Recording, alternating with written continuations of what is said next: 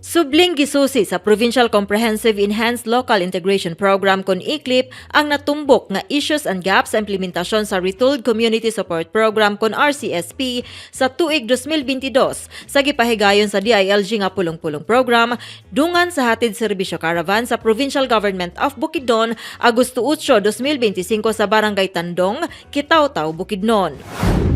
Sa RCSP.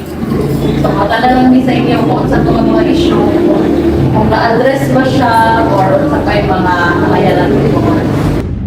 Gibatbat ni punong barangay Joan Sigalamiton sa Tigom nga ginumala ni Miss Annabel C. Vilvestre, MLGOO sa DILG Kitaw-Taw nga nagunang gitudlo sa mga opisyales sa Barangay Tandong ang problema sa dalan ug tubig.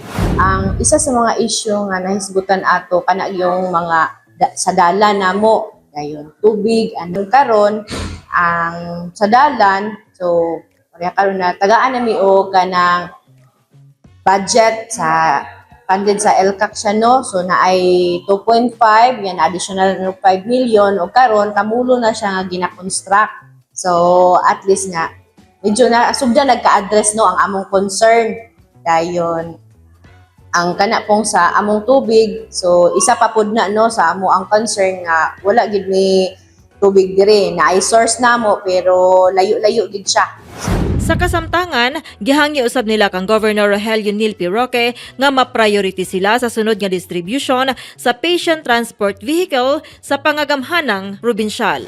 Ang isa gid sa amo ang pinaka problema dire no sa Barangay Tandong ang kana yung kanang access namo no sa pagpagawas. For example, kaning sakyanan. So, kung mahimo, kanang ma-priority mi ni Govno nga matagaan o PTB kay kanang bisudjud kay sa amo karon. May gani nga narilisan mig bao-bao no. So, mao gyud siya nagamit no. Imbis para sa mga CBO. So, nagamit din siya sa pasyente nga dalon dito sa Kibawi.